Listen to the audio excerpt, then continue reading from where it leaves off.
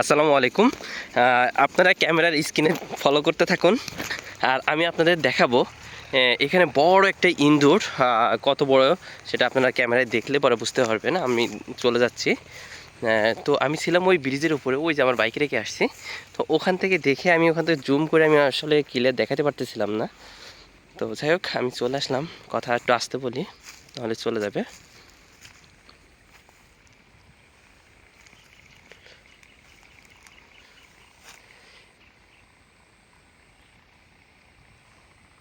এ কই সেই ইন্দুর? আবার এদিকে এই জায়গায় দেখা।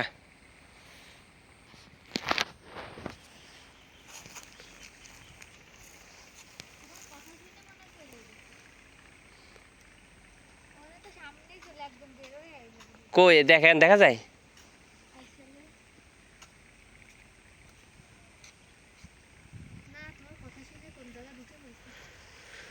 যাই হোক, এখানে ছিল বড় একটা ইন্দুর। তো আমি দুঃখিত, আপনাদের দেখাইতে পারলাম না। মানে বিশাল বড় একটা ইন্দুর ছিল। যাই হোক, আমি আপনাদের প্লেসটা দেখাই। খুব ভালো একটা সুন্দর প্লেস। আমি চলে আসছি। এই যে হচ্ছে ব্রিজ, ব্রিজের নিচে এখানে কিন্তু প্রচুর মাছ ছিল।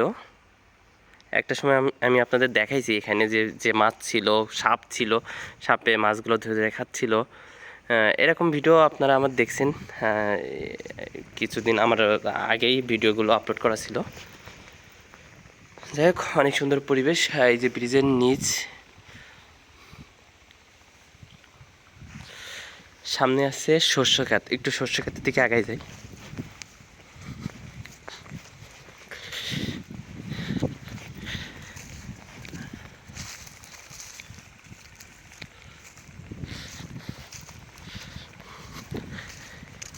কাম টু শস্য ক্ষেত।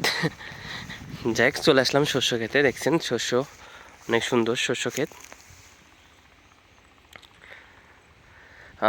এটা হচ্ছে আপনার ঢাকার পার্শ্ববর্তী। ঢাকার থেকেই আপনার খুব কাছেই আবদুল্লাপুর কেরানীগঞ্জ। আর এই ফাঁকা বিল, এখানে আপনারা যারা এই সৌন্দর্য উপভোগ করতে চান চলে আসতে পারেন কেরানীগঞ্জে। আবদুল্লাপুর থেকে ভিতর দিকে যে রাস্তাটা আসছে, ভিতরে এই যে মায়াকানন, এই মায়াকানন এবং বিভিন্ন কোম্পানি এখানে হচ্ছে। ওই সাইডে আছে আপনার সাউথ টাউন। তো সাউথ টাউন আর এই সাইডে মায়াকানন। পুরো বিল তাদের হচ্ছে মানে কিনছে, এরকম যতদূর শুনছি। তাদের সাইনবোর্ড দিয়ে রাখছে, এরা একটা কোম্পানি। তো এখানে ওইভাবে কোনো চাষাবাদ হয় না, ব্যক্তিগত জায়গা ছাড়া। ওরা যে জায়গাগুলো এভাবে বেশিরভাগ জায়গা হচ্ছে ফেলানো থাকে। যাই হোক, সুন্দর পরিবেশ মুহূর্তটা আপনাদের সামনে তুলে ধরলাম। ভালো থাকবেন, সুস্থ থাকবেন। দেখা হবে পরবর্তী কোনো একটা ভিডিওতে।